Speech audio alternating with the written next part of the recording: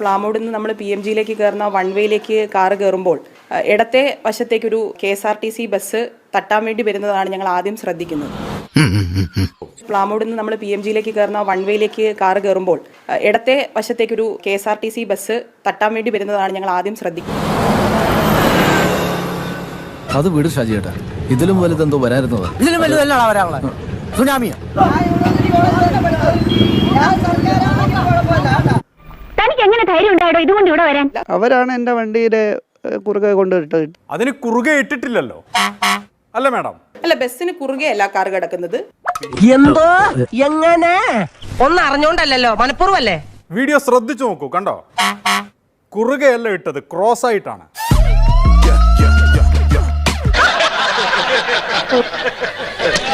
അബല്യം കോംപ്ലക്സിന്റെ മുന്നിൽ red signal ആയിരുന്നു. നിങ്ങൾക്കിപ്പോൾ കണ്ടക സാറ്റർഡേ ആണ്, കണ്ടക ശനിയാണെന്ന്. ഓ, റെഡ് സിഗ്നൽ ആയിട്ടും വണ്ടിയൊക്കെ ഇങ്ങനെ പോകുന്നുണ്ടല്ലോ എന്നാ. അത് സാഫല്യം കോംപ്ലക്സ് ചുവന്നതാണ്. നിന്റെ സമയം ഇപ്പൊ ഏകദേശം ശരിയായി വരുന്നുണ്ട്. വാഹനം തടഞ്ഞുകൊണ്ടുള്ള പ്രതികരണമല്ല, പിന്നെ അത് ബ്ലോക്ക് ചെയ്തുകൊണ്ടുള്ള പ്രതികരണം. അൺബിലീവബിൾ. ഞാൻ പറഞ്ഞല്ലോ, ഒരു അബദ്ധം.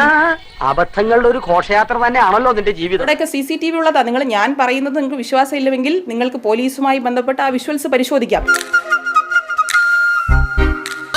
ഇത് മതി, ഇത് ധാരാളം മതി.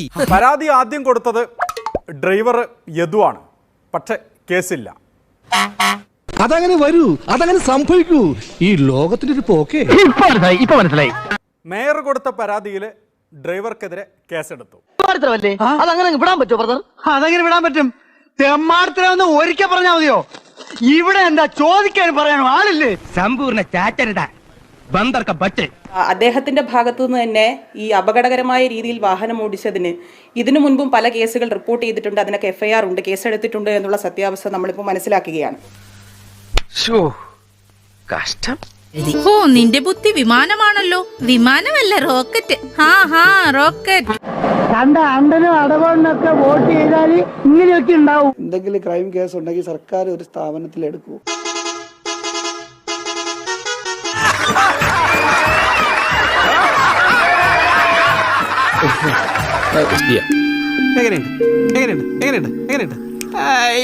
ട്രാഫിക് നിയമങ്ങൾ തിരുവനന്തപുരം കോർപ്പറേഷൻ മേയർക്ക് ബാധകമല്ല. അല്ല, ആ വാഹനത്തിന്റെ ദൃശ്യങ്ങൾ നിങ്ങൾ പരിശോധിക്കുക. കാണിക്കുന്നത് മുഴുവൻ ശുദ്ധ പോക്കറ്റാട്ടോ. ഇങ്ങനൊന്നും ചെയ്യില്ല. അഞ്ചാറബദ്ധമൊക്കെ എല്ലാവർക്കും പറ്റേ.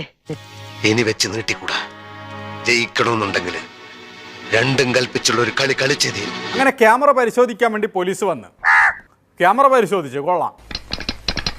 കാർഡ് എടുക്കാൻ വേണ്ടി കൈയിട്ട് വെക്കുമ്പോൾ ഒരോട്ട മാത്രം, കാർഡില്ല. നീ അന്ന് നോവിച്ച് വിട്ടതൊരു പാമ്പിനെയാടാ. പോയി. 64 GB മെമ്മറി കാർഡ് ഉണ്ടാവേണ്ടതാണ്.